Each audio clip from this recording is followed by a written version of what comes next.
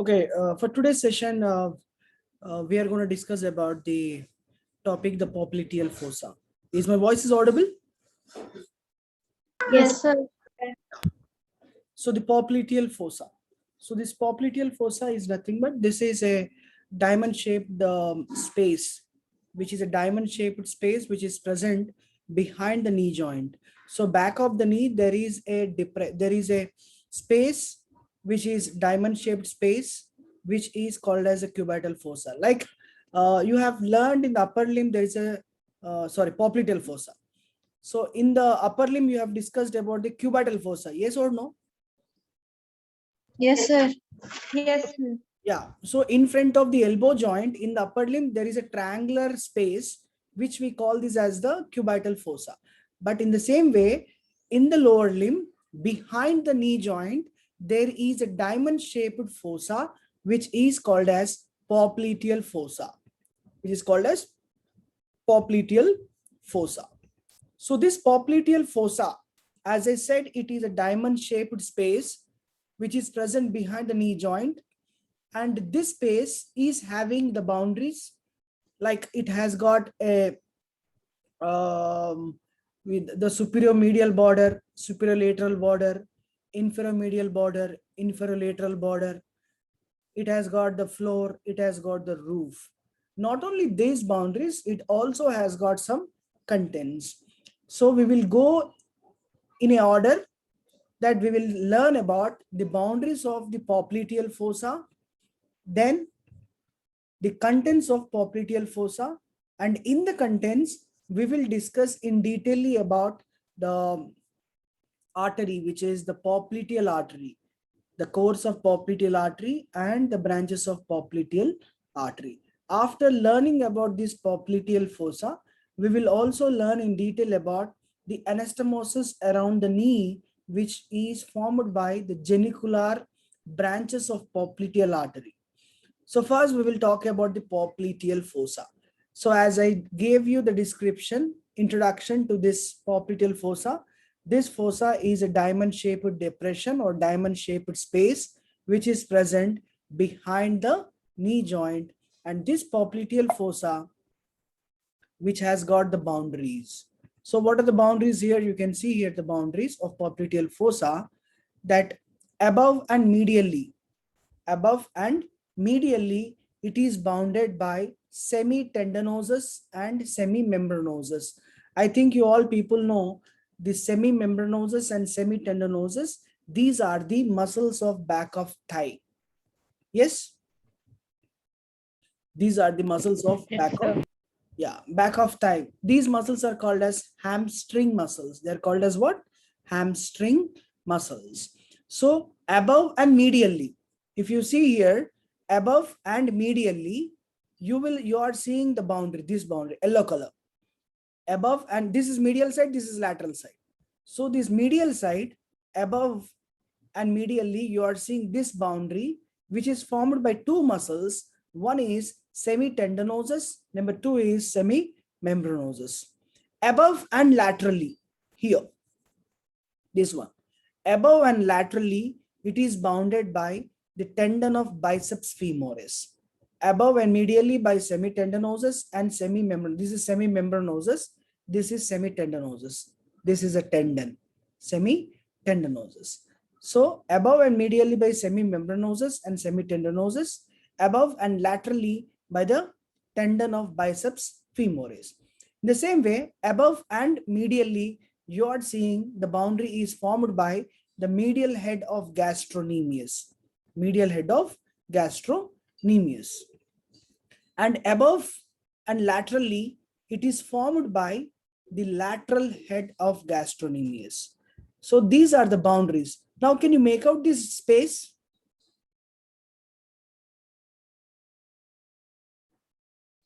Yes, everybody, can you see the cursor moving?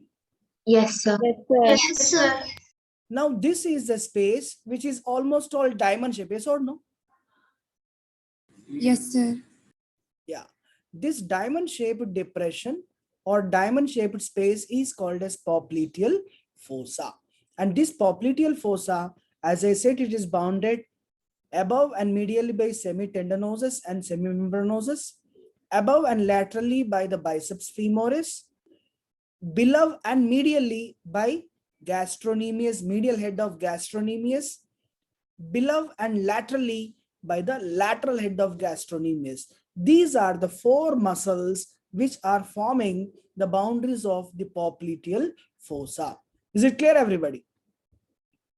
Yes, sir. Yeah. Now, as I said, the boundaries like above medially, above laterally, below medially, below, what do you call, below medially and below laterally. These are the muscles which are forming the boundary. So above laterally, along with the lateral head of gastrocnemius, you are seeing one muscle also which is forming the boundary, which is plantaris. So plantaris and the lateral head of gastrocnemius will form the boundary of popliteal fossa below and laterally. Coming to the floor of the popliteal fossa, if you see this floor of the popliteal fossa, it is formed from above downwards. From above downwards, the floor of the popliteal fossa is formed by the following. It is formed by, number one, the popliteal surface of the femur. This is the popliteal surface of the femur. Then the oblique popliteal ligament. This is the oblique popliteal ligament. Then the posterior part of upper end of tibia. Posterior part of upper end of tibia. Then not only that, the fascia covering the popliteus muscle. The fascia covering the popliteus muscle. So the fascia covering the popliteus muscle. These are the structures which forms the floor of the popliteal fossa. So when you compare the floor of the popliteal fossa with the floor of the cubital fossa, the floor of the cubital fossa is formed by two muscles. One is the brachialis muscle. Number two is the supinator muscle. So in the same way, the floor of the popliteal fossa, if you see, it is formed by the popliteal surface of the femur. So lower end of the femur, if you see, the lower end of the femur posteriorly, there is a triangular space, and that space we call it as what? Popliteal surface of the femur. This popliteal surface of the femur takes part in the formation of the floor. Next, the oblique popliteal ligament, which is a ligament of knee joint. I think ligaments I've taught to you in the morning session. Yes, sir. Yes, sir. Yeah. Yes, sir. So yeah, the oblique popliteal ligament, this is a posterior view of knee. Okay, this is a posterior view. What you see is a posterior view of the knee joint. Is it clear, everybody? Yes, sir. Yeah. So this posterior view, you are seeing this oblique popliteal ligament. Then the upper part of the tibia, posterior surface of the tibia, and this muscle. This is the muscle which is popliteus muscle. This is one of the deep muscle of the posterior compartment of the leg. So posterior compartment of the leg, the deep muscle is the popliteus muscle. So all these structures are forming the floor of the popliteal fossa. I repeat, from above downwards, the floor is formed by the popliteal surface of the femur, the oblique popliteal ligament of the knee joint, the posterior upper end of the tibia, and the popliteus muscle with its covering fascia. All these are the structures which forms the floor of the popliteal fossa. And one important thing here you need to know is that the floor of the popliteal fossa is pierced by the middle genicular vessel, nerve, and genicular branch of posterior division of obturator nerve. So these structures are piercing the floor of the popliteal fossa. So middle genicular vessel, nerve, vessels and nerve, and genicular branch of posterior division of the obturator nerve. These are the structures which are piercing the floor of the popliteal fossa. Now, can you make out, can you see this diagram? Yes, sir. Yes, sir. I have made it very clearly with this outline of the popliteal fossa. See, the femur surface is taking part, the floor. Yes or no? Yes, sir. This is the popliteal surface of femur. The upper end of tibia is taking part. The posterior surface of upper end of the tibia. Yes. And here you have the oblique popliteal ligament. And this is the popliteus muscle. So the fascia covering popliteus. All these are the structures which forms the floor of the popliteal fossa. Is it clear, everybody? Yes, sir. Yes, sir. Then coming to the roof of the popliteal fossa, if you see, it is formed by a strong popliteal fascia, which is established a continuity between the fascia lata and the fascia cruris. The fascia cruris is nothing but the deep fascia of the leg. So leg is called as a crural region. So the fascia covering the leg, the deep fascia covering the leg is called as a fascia cruris. So the fascia covering the thigh is called as fascia lata, isn't it or not? Yes, sir. Yeah. So here, if you see, this is the region of thigh. Now you're seeing this is the back of thigh. Yes or no? Yes, sir. Yes, sir. Yeah. See, this is the thigh region. This is the leg region. These are the gastrocnemius muscles, and these are the hamstring muscles, back of thigh. These are the hamstring muscles, and these are the muscles of back of leg. So between these, you see this depression, which we call this as the popliteal fossa. Now, coming to here, if you see, this is a covering actually. So this is the covering of back of thigh, the deep fascia covering the back of thigh, and this is the deep fascia covering the back of leg. So the continuity between the fascia lata and the deep fascia of the leg, you are seeing this is the roof. And this roof here, we can call this is the popliteal fascia. So the popliteal fossa is covered by a strong fascia, which is called as a popliteal fascia.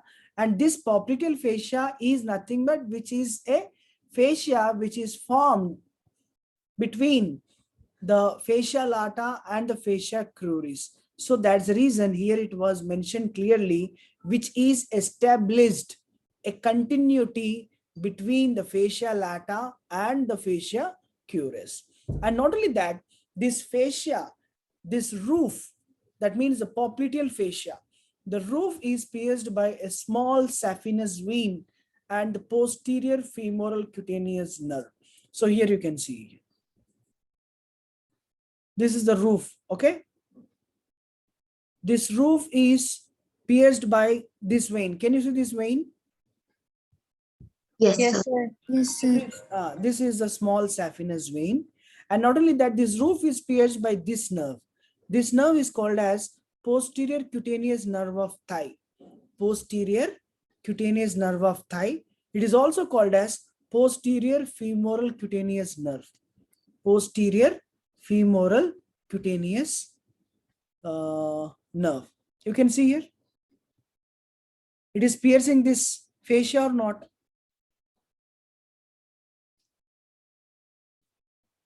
Can you see here? Yes, sir. Yeah.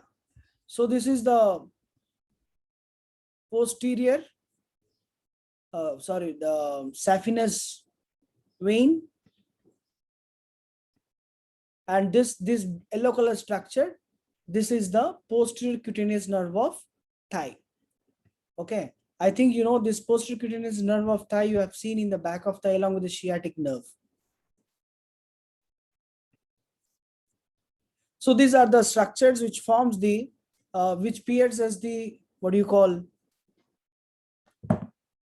roof of the popliteal fossa. Is it clear, everybody? Yes, sir. Then after knowing the boundaries, roof and the floor, now it's the time to know about the contents. So what contents we see in the popliteal fossa? So in the popliteal fossa, we have the contents listed, which are projected onto the screen. Number one is the popliteal artery and its vein. Number two is the tibial nerve. Number three is the common peroneal nerve. I think you all people know the tibial nerve and the common peroneal nerve.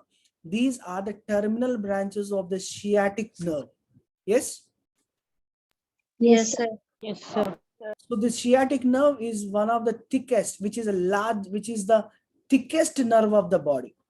So which is the thickest nerve of the body is a sciatic nerve. And this sciatic nerve, on reaching to the superior angle of the popliteal fossa,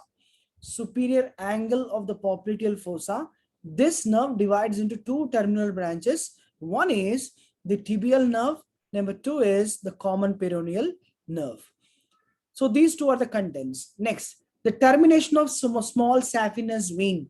Yes, just now you have seen the small saphenous vein. It will pierce the roof of the popliteal fossa and enters into the popliteal fossa. So that the small saphenous vein termination is also a content of the what do you call the popliteal fossa. Posterior cutaneous nerve of thigh is also a content of popliteal fossa. Genicular branch of the posterior division of obturator nerve. This is also a content which pierces the floor of the popliteal fossa. Then the popliteal group of lymph nodes, which are about 6 in number. So popliteal group of lymph nodes are also contents of the popliteal fossa. And not but the least, you also have a pad of fat. So the popliteal fat, the pad of fat is also a content of popliteal fossa. Is it clear, everybody? Yes, sir. Is it clear? Yes, sir. Yes, sir. All these are the contents of the popliteal fossa. So if possible, you can note down it.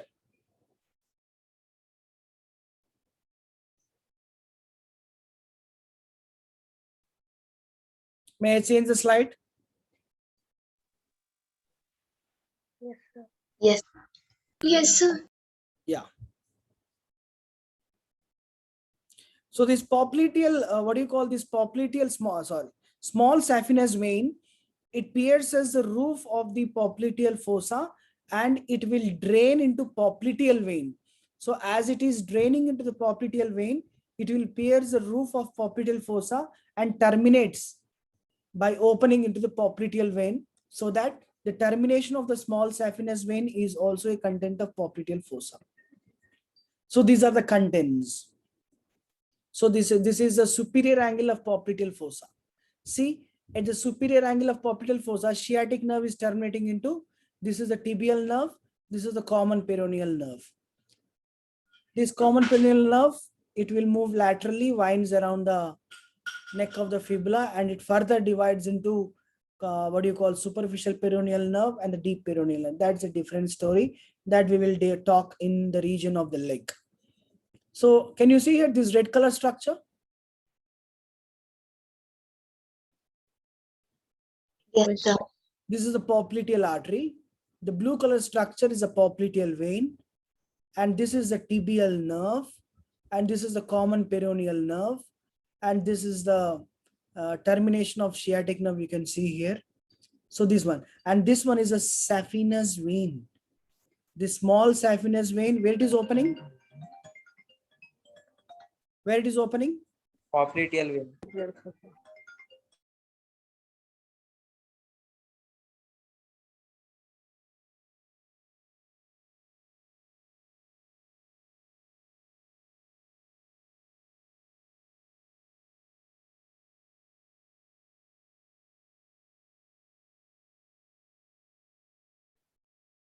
Sorry for the interruption. So here, these are the contents. So can you make out the boundaries of popliteal fossa very clearly here? See, semimembranosus, semitendinosus, biceps femoris, lateral head of gastrocnemius, middle head of gastrocnemius, which is forming this diamond-shaped fossa.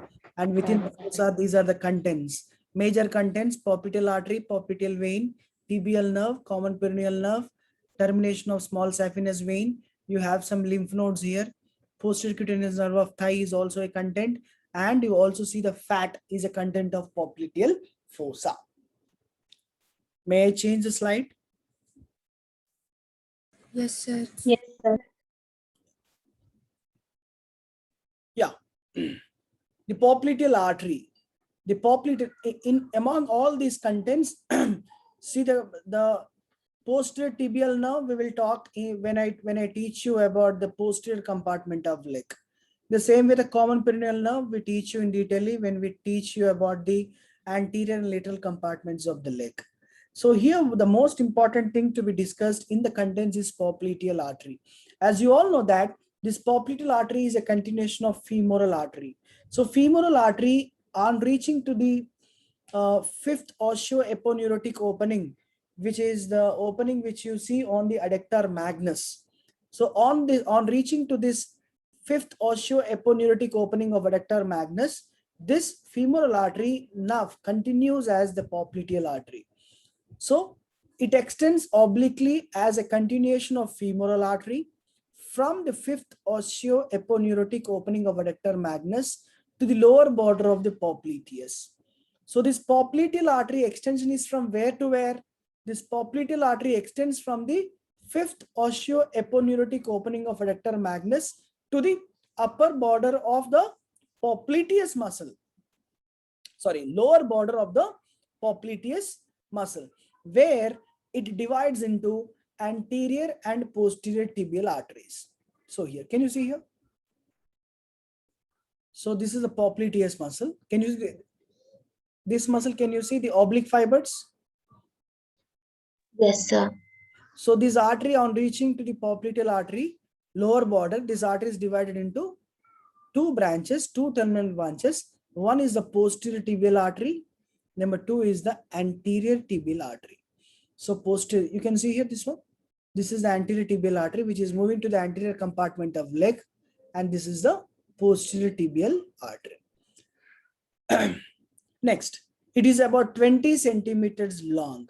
So the length of the popliteal artery is about 20 centimeters long, passes downwards and laterally in close contact with the floor of the popliteal fossa. Is it clear? Yes, sir. Yeah. So it is 20 centimeters long. Then it passes downwards laterally and in close contact with the floor of the popliteal fossa.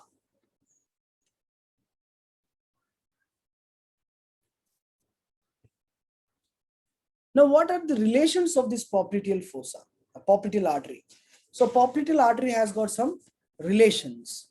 So the relations of the popliteal artery, when you see, it is divided into deep relations, superficial relations, lateral relations, and medial relations. So we will go one after the other. The deep surface or the deep relations of popliteal artery, if you see, it is related from above downwards. From above downwards, if you see, the deep relations of popliteal artery are popliteal surface of femur, oblique popliteal ligament, fascia covering popliteus. Now, can you recall all these three structures are forming what? Floor. Very good. Floor of the popliteal fossa. Very good. So as I said, the popliteal artery is closely related to the floor of the popliteal fossa, and the deep relations of the popliteal artery will be from above downwards, popliteal surface of femur, oblique popliteal ligament, fascia covering the popliteus, muscle. These are the deep relations from above downwards. Now, what are the superficial relations? The superficial relations of the popliteal artery, if you see in the upper part or in the proximal part, the popliteal artery, it is overlapped by semimembranosus muscle. Here, this one. So in the upper part, the popliteal artery, it is overlapped by the semimembranosus muscle. In the proximal part. Okay. Now, in the middle, if you see, or not in the middle, in the lower part. In the lower part, what happens? The popliteal artery is overlapped by both heads of gastrocnemius and plantaris. Is it clear? In the lower part. Yes, sir. Yeah. In the upper part, superficially, the artery is overlapped by semimembranosus muscle. In the lower part, it is overlapped by the both heads of the gastrocnemius and plantaris muscle. And in the middle, if you see, it is crossed from lateral to medial side by popliteus vein and tibial nerve. Now, can you see here? Can you see it in this picture? Yes, sir. Yes, sir. Above, it is overlapped by semimembranosus muscle. Below, if you see, this artery will be overlapped by two heads of gastrocnemius and plantaris. In the middle, this artery is crossing this, it is crossed by this blue color structure. In the middle, Yes, sir. it is crossed by popliteal vein and this nerve is tibial nerve. So this popliteal artery in the middle, it is crossed from lateral to medial side. So from lateral to medial side, it is crossed by popliteal vein and tibial nerve. These are the superficial relations of the popliteal artery. Am I clear? Yes, sir. Yes, sir. Yeah. Then coming to the lateral relations. So laterally, if you see in the upper part or in the proximal part, it is related to biceps femoris, okay, tibial nerve, biceps femoris. Follow my cursor also. So laterally, this is lateral, this is medial.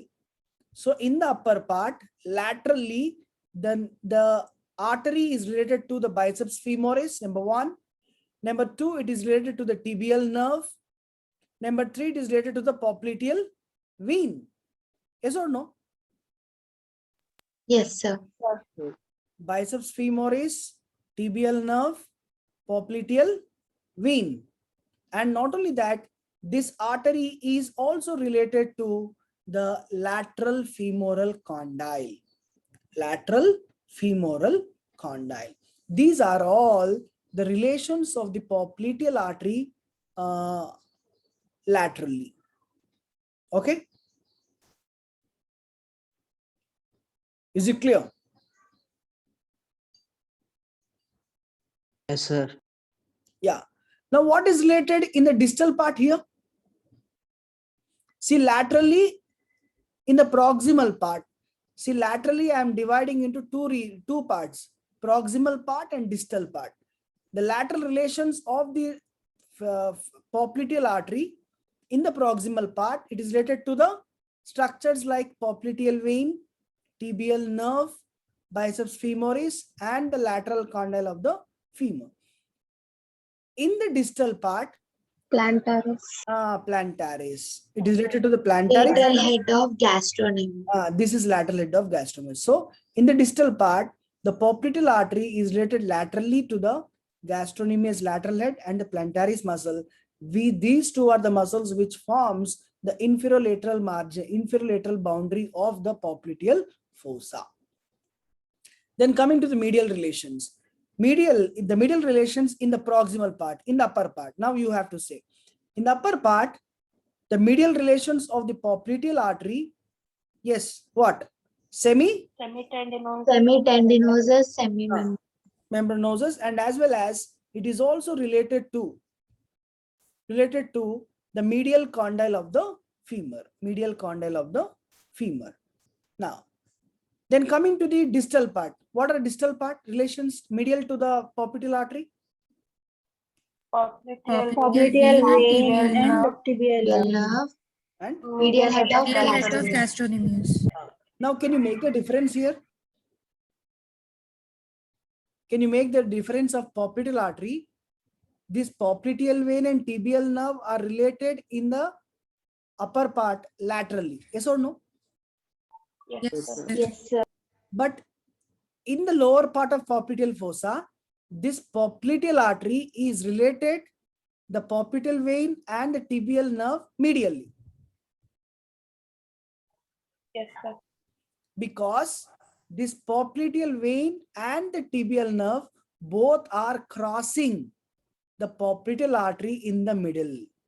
As they are crossing, the relations are changing in the upper part and the lower part.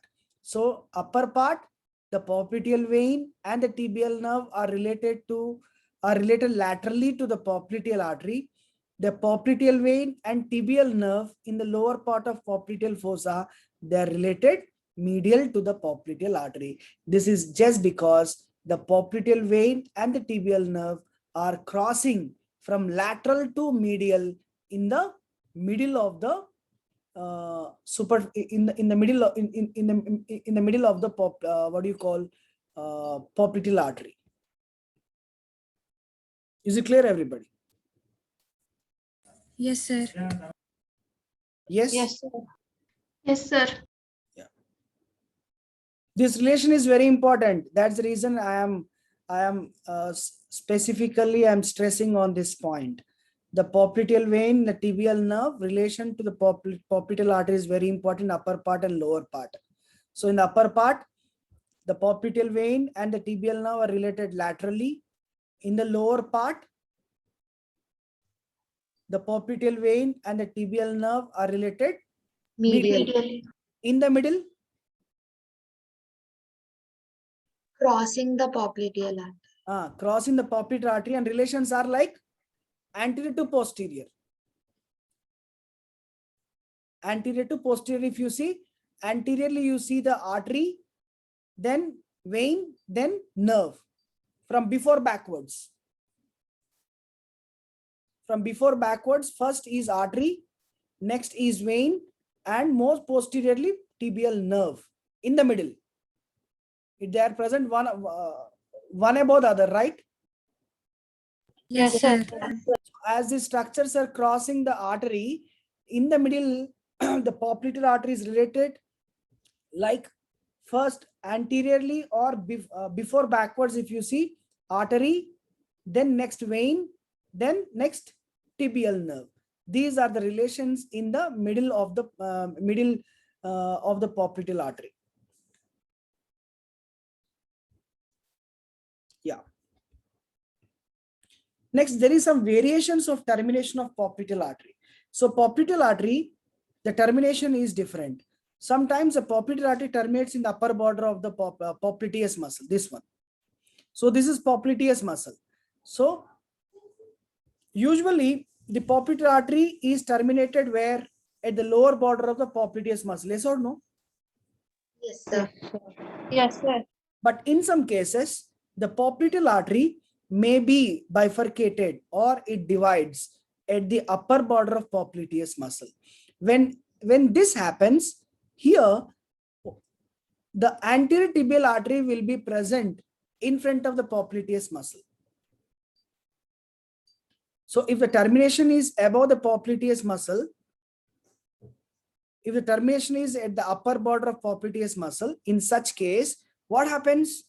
The anterior tibial artery will be passing in front of the popliteus muscle like this. In front of the popliteus muscle. Is it clear? Yes, sir. Yeah. And this is the normal termination where the popliteal artery terminates at the lower border of the popliteus muscle into what? Anterior tibial artery and posterior tibial artery. Is it clear, everybody? Yes, sir. Anterior tibial artery and posterior tibial artery, or it is sometimes trifurcates into anterior tibial artery, posterior tibial artery, and the peroneal artery. See, this is the posterior tibial artery, this is anterior tibial artery, this is the peroneal artery. So this is all about the variations of termination of popliteal artery. So popliteal artery, commonly it bifurcates at the lower border of popliteus muscle, but sometimes it may be also bifurcating at the upper border of the popliteus muscle. And if it is terminating at the upper border of popliteus muscle, in such case, the anterior tibial artery will be moving in front of the popliteus muscle. Is it okay? Yes, sir. Yeah. Now coming to the branches of this popliteal artery. See, this popliteal artery is giving off some branches like the cutaneous branches. These cutaneous branches, which will pierce the roof of the popliteal fossa and supply to the skin of back of leg. So these cutaneous branches, they pierces the roof of the popliteal fossa and supplies to the skin on the back of leg. Not only that, it also supplies to the, it also gives the muscular branches. The muscular branches will supply to the adjacent muscles of the popliteal fossa. Okay. Next, articular branches. These articular branches are also called as the genicular branches, and these articular branches will supply to the knee joint. So articular branches supply to which joint? Knee joint. Knee joint. And how many branches we have? The articular branches? 5. 5 in number. So articular branches supply the knee joint by 5 genicular arteries. So articular branches supply the knee joint by 5 genicular branch arteries that forms the anastomosis around the knee joint, which is also called as genicular anastomosis. Genicular. Can you see here this one? Can you see everyone? Yeah. See, this is the superior medial genicular artery, medial side. This is superior lateral genicular artery. This is the inferomedial genicular artery. This is the inferolateral genicular artery. And from the middle, you get the middle genicular artery. Middle genicular artery. So these are all the arteries. These are all the arteries which we call them as a genicular arteries. And these genicular arteries will supply to the knee joint. Now, this genicular anastomosis. Now I request everyone to please concentrate on this, these genicular anastomosis, because this is one of the most important thing which you need to know about the anastomosis around the knee joint. Like you have discussed the anastomosis around the elbow joint, yes or no? Yes, sir. Yeah, in the same way, there is a genicular anastomosis around the knee joint. So this is very important. Sometimes it may be asked as a short note also. So genicular anastomosis. So how many branches we have? Genicular branches? 5 branches. 5 branches. So one is superior medial genicular artery. We are talking about this one. Superior medial genicular artery. Can you see here this one? Yes, sir. This is the anterior view because there is a patella. Can you see this patella? Yes, sir. So this is the anterior view of the knee joint. So the popliteal artery, first it is giving off the, see in this slide you are seeing this one. This is a posterior view because this is the popliteal artery. So popliteal artery you see in the popliteal fossa. Popliteal fossa is present behind the knee joint. So this is a posterior view. So what is this branch first giving off? Superior. Superior medial genicular artery. This one is superior lateral genicular artery. Here, inferior medial genicular artery. Inferior lateral genicular artery. From the middle, you get one branch which is called as middle genicular artery. So these branches, when you move these branches, if you see these branches anteriorly, you see this picture. Now can you see here? They came anteriorly from behind. Yes? Yes, sir. Yeah. So this superior medial genicular artery, we will see what happens to this artery, how it passes and to what it get anastomosed and how it take part in this genicular anastomosis. The superior medial genicular artery arches upwards and medially across the medial head of gastrocnemius. It arches upwards and medially across the medial head of gastrocnemius, deep to the tendon of adductor magnus, and yes, concentrate here, and anastomosis with descending genicular branch of femoral artery and what do you call inferior medial genicular artery. What is this artery? What is this artery? Descending Connected artery. This descending genicular artery, which is a branch of femoral artery. So with this branch, this is anastomosed or not? This is joining, yes or no? Yes. And this superior medial genicular artery, it is anastomosing with this one. Inferior medial genicular. This is inferior medial genicular artery, this one. So the superior medial genicular artery, it is anastomosing with descending genicular artery of femoral artery, and it is also joining with the inferior medial genicular artery. Can you see this anastomosis? Yes, sir. Yes, sir. This is one. So the superior medial genicular artery. Is it clear? Yes, sir. Yes, sir. Next is superior lateral genicular artery. This one. I'm talking about this one. Superior lateral genicular artery. This superior lateral genicular artery, it passes upwards laterally across the lateral head of gastrocnemius, crosses the lateral supracondyle of femur, and anastomoses with descending branch of lateral circumflex femoral artery. Descending branch of lateral circumflex femoral artery. This is also again a branch of femoral artery. Descending branch of lateral circumflex femoral artery. Okay. And it is also anastomosing with inferior lateral genicular artery. This one. Can you see this one? Yes, sir. So the superior lateral genicular artery is anastomosing with descending branch of lateral circumflex femoral artery, and it is also joining with this artery, which is the inferior lateral genicular artery. See, in the previous slide we have discussed this one. Superior medial genicular artery anastomoses with descending genicular artery and inferior medial genicular artery. In the same way, this superior lateral genicular artery anastomoses with descending branch of lateral circumflex femoral artery and inferior lateral genicular artery. Yes or no? Yes, sir.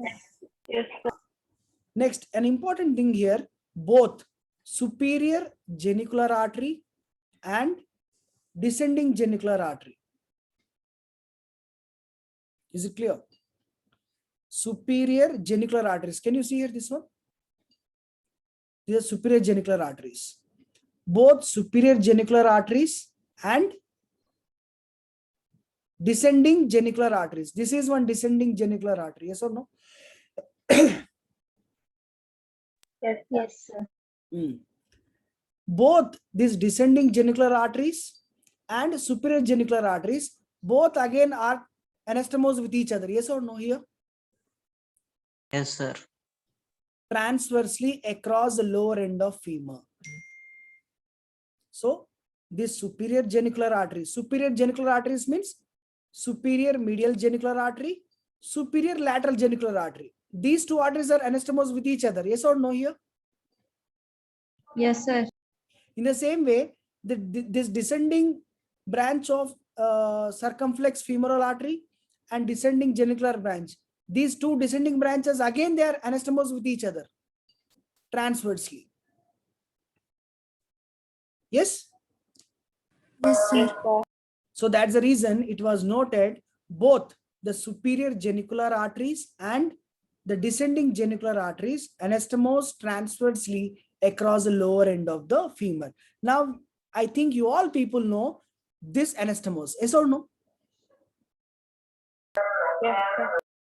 Between the superior middle genicular artery and inferior middle genicular artery, this anastomose.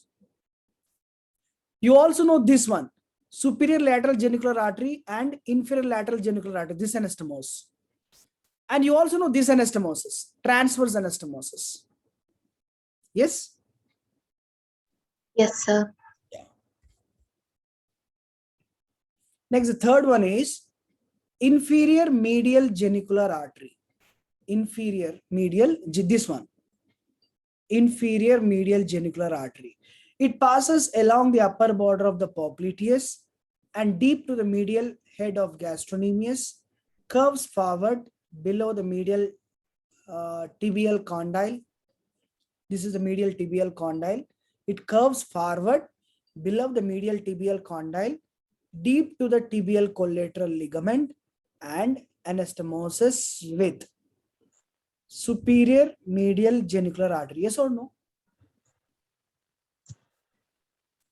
This inferior medial genicular artery is anastomosing with what? Superior medial Genicular artery. And as well as it is also with what? inferior It is also, it is saphenous joining with saphenous branch. Saphenous branch of descending genicular artery. So this descending genicular artery, this giving of this branch. This is called as what? Saphenous artery. This saphenous artery is joining with which artery? inferior medial genicular. Inferior medial genicular artery. Is it clear, everybody? Yes, Yes, sir. It's inferior medial genicular artery. It is joining with superior medial genicular artery, and as well as it is also joining with the saphenous artery, which is a branch of descending genicular artery. Yes. Next is inferior lateral genicular artery. This one. This is inferior lateral genicular artery. This inferior lateral genicular artery, it passes lateral to the gastrocnemius across the tendon of popliteus and turns forward along the lateral tibial condyle above the head of the what do you call fibula and under cover of fibular collateral ligament and anastomosis with what? Anastomosis with what? What is this? Superior lateral Superior genicular artery. lateral Very genicular good. artery. Superior lateral genicular artery, number one. Number two, it anastomoses with the anterior and posterior tibial recurrent branches. Anterior and posterior tibial recurrent branches. These anterior and posterior recurrent branches are arising from anterior tibial artery. From anterior tibial artery. So this is one recurrent branch. Can you see this one? Yes, sir. This is the tibial artery. From the tibial artery, you get two branches. One is anterior and posterior tibial recurrent branches. As this is anterior view, you can see this anterior tibial artery. Posteriorly also you see one recurrent artery which is called as posterior tibial recurrent. These two arteries are also anastomosing with the inferior lateral genicular artery.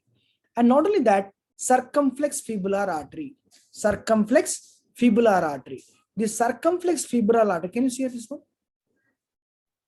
Yes, sir. The circumflex fibular artery, it is a branch of posterior tibial artery. It is a branch of posterior tibial artery. See, anterior tibial and posterior tibial arteries are the branches of popliteal artery. I said or not? Yes, sir. Yes, sir. Yes, sir. At the lower border of popliteus muscle, the popliteal artery will divide into anterior tibial artery and posterior tibial artery, right? So, this inferior lateral genicular artery, it is anastomosing with number one, superior lateral genicular artery. Number two, it is anastomosing with the anterior and posterior recurrent branches of anterior tibial artery. Number three, it is also anastomosing with the circumflex fibular artery, which is a branch of posterior tibial artery. Is it clear? Yes, sir. Yeah, not only that, here, the both in inferior genicular arteries. So this is one inferior genicular artery, lateral, and this is the inferior genicular artery, medial. So inferior medial genicular, inferior lateral genicular. So both these inferior genicular branches anastomose with each other by transverse arches deep to patella ligament. Can you see this ligament? Yes, sir. I think in the morning session you have discussed about this ligamentum patellae. Yes, sir. So deep to this ligamentum patellae, there is some transverse arches. You can see these. Yes, so this is one arch, this is one arch. So both these inferior genicular arteries are anastomosed with each other by a transverse arches deep to the ligamentum patellae. See, this anastomosis of the knee joint is very, very important, which is otherwise called as genicular anastomosis. And these anastomosis established around the knee joint for a purpose that I'll tell you in the next slide. And you know, this formation of this anastomosis is very important. So it may be confused for you if you read for first time, but if you make a habit of reading for twice or thrice, it will be very easy with making a diagram. So if possible, you can make a line diagram also like this and see that all these arteries are anastomosed with each other, establishing a network of anastomosis of arteries, which are together called as the genicular anastomosis around the knee joint. Is it clear, everybody? Yes, sir. Yes, sir. Now, what is the function of this anastomosis? Now, why we need to see all these functions happening, all these anastomosis happening at around the knee joint? During the extreme flexion of the knee joint, extreme flexion. So this is extreme flexion, yes or no? So this is extension and this is the flexion. So during the extreme flexion of the knee joint, the popliteal artery undergoes kinking. It becomes narrowed with eventually sluggish blood flow. So when the knee joint is flexed extremely, the artery will be blocked. It may be kinking or it may be narrowed, so that when it is narrowed, the blood flow is minimized. The blood flow is diminished. It is poor.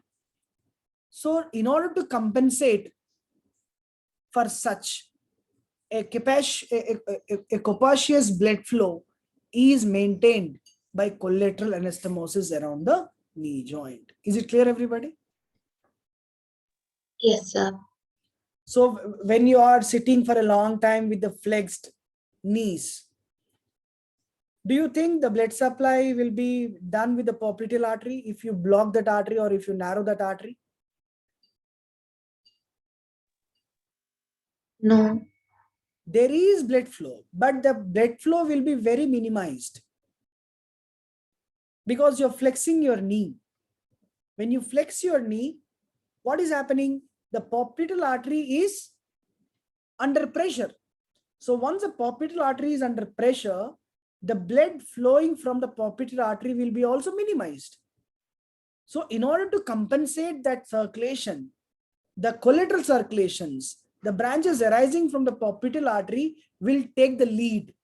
They will take the lead and they will see that the blood will be flown from the collateral circulation and they will compensate the flow of the blood of the popliteal artery. Is it clear? Is it clear, everybody? Yes, sir. Yes, sir.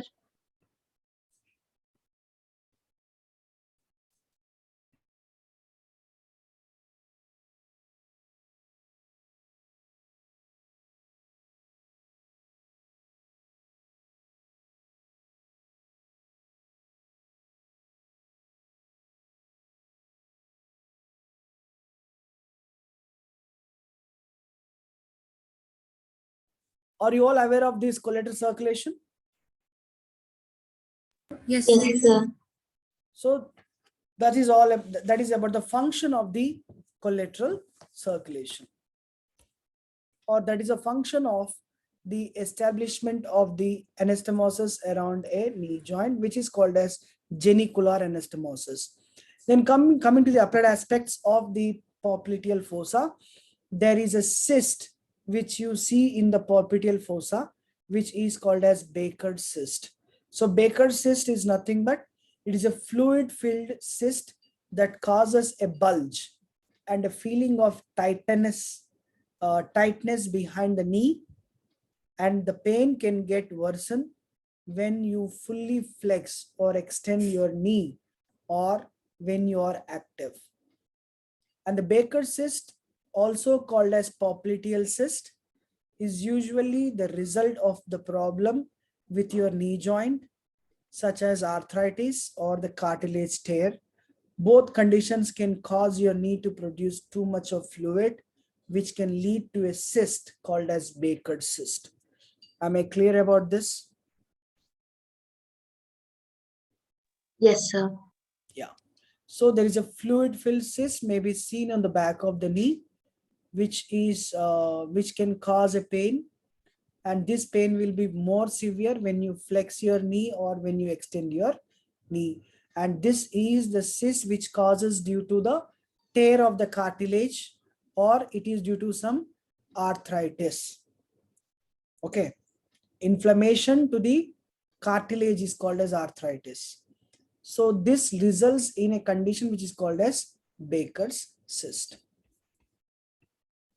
Popliteal aneurysms. So aneurysms means, you know it, the thinning of the wall of the artery is called as aneurysms, or the bulging of the arteries is called as aneurysms. So it is a bulging and weakness in the wall of the popliteal artery, which supplies the blood to the knee joint, thigh, and calf. The popliteal artery aneurysms can burst, which may lead causing life-threatening, uncontrolled bleeding. The aneurysm may also cause a blood clot, potentially requiring a leg amputation also. So usually if there is a poor blood supply, or if there is absence of blood supply to a tissue, that forms the gangrene. So once it forms a gangrene, gangrene means the tissue will be dead. Necrosis. Necrosis of any tissue leads to gangrene. So once it happens, that leads to the death of the tissue, and then they go for the amputation. That means that complete limb will be cut. So why these popliteal aneurysms are seen?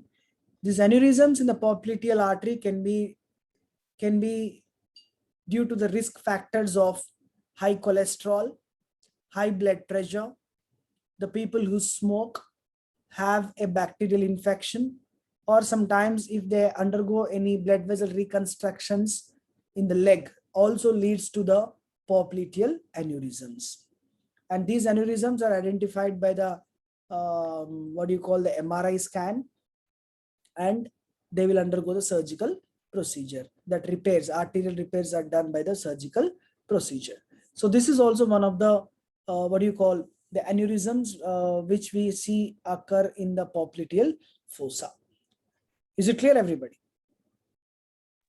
Yes, sir. Yes, sir. Okay. So this is all about the popliteal fossa. Now, not only that, in the popliteal fossa, I said you also have the popliteal lymph nodes. Yes or no? Yes, sir. Yeah, these popliteal lymph nodes are about 6 in number. Okay. They are 6 in number. So all you people just go through the lymph nodes in the popliteal fossa, how they are arranged. They are arranged in some groups. They are 6 in number. They are arranged in some groups. You please go through it. And I hope you understood the session. And if you have any doubts about this popliteal fossa, you can post me in the group, or you can post me to my personal WhatsApp to get it clear. And the next class will begin very shortly. Madam is already waiting for the class. So thank you so much. Thank you, sir. Thank you, sir. Thank you, sir. Thank you. You please stay in this group only, because I'll ask Madam to join to this group. Okay. Okay, sir.